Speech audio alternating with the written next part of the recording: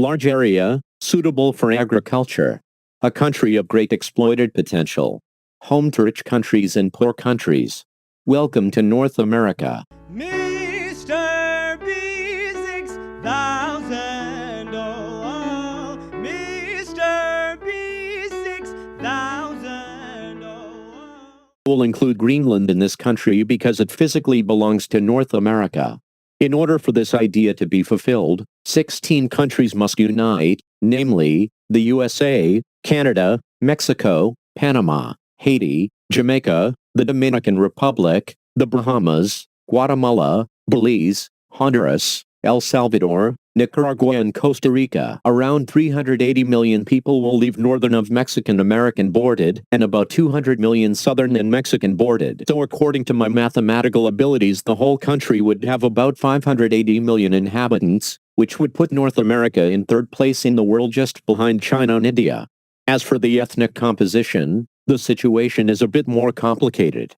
About 52% of the population are white, with about 260 million white people. In second place are mestizos. They make up about 180 million people, and make up about 35% of the total population. The rest make up 13% of the population. The capital would probably be Washington, D.C.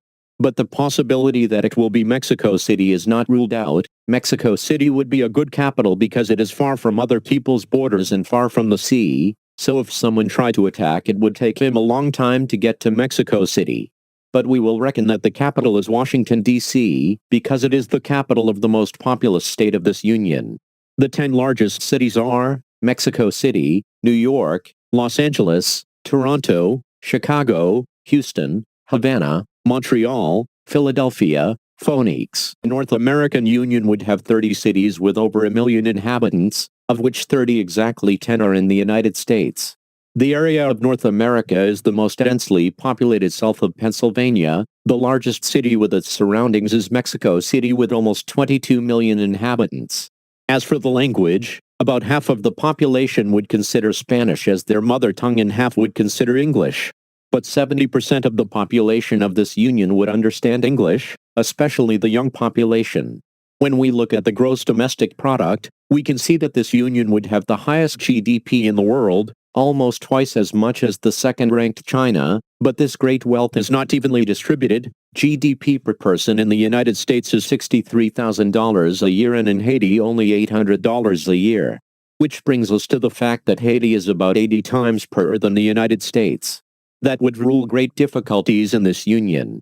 It would take a lot of investment to equalize revenues across the union would take about 200 years. The North American Union would have about 25 million square kilometers of space and would be by far the largest state in the world. About 8 million square kilometers larger than Russia. Notable North American fauna include the bison, black bear, prairie dog, turkey, pronghorn, raccoon, coyote and monarch butterfly. Notable plants that were domesticated in North America include tobacco, maize, squash, tomato, sunflower, blueberry, avocado, cotton, chili pepper and vanilla. The Union would go out to 3 oceans and have numerous ports. The Union would control the Panama Canal and could make money through it.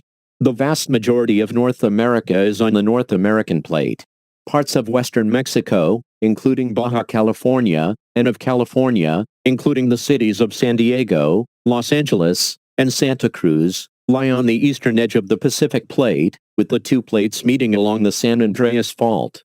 The southernmost portion of the continent and much of the West Indies lie on the Caribbean Plate, whereas the Juan de Fuca and Cocos Plates border the North American Plate on its western frontier. The Union would be highly visited by tourists. Yellowstone National Park in Wyoming, an old settlement in the old city of Havana in Cuba, Great Canyon, Colorado, nightlife and gambling in Las Vegas, Old Town, New York. The Union would have a lot of sites worth visiting, and these are just a few. A lot would be earned from tourism. North America occupies the northern portion of the landmass generally referred to as the New World, the Western Hemisphere, the Americas, or simply America, which in many countries is considered as a single continent with North America a subcontinent. North America is the third largest continent by area, following Asia and Africa. North America's only land connection to South America is at the Isthmus of Darien, Isthmus of Panama. The continent is delimited on the southeast by most geographers at the Darien watershed along the Colombia-Panama border, placing almost all of Panama within North America.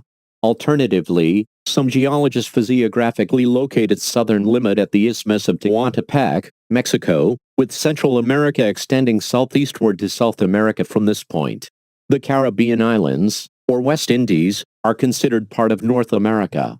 The continental coastline is long and irregular. The Gulf of Mexico is the largest body of water indenting the continent, followed by Hudson Bay. Others include the Gulf of St. Lawrence and the Gulf of California.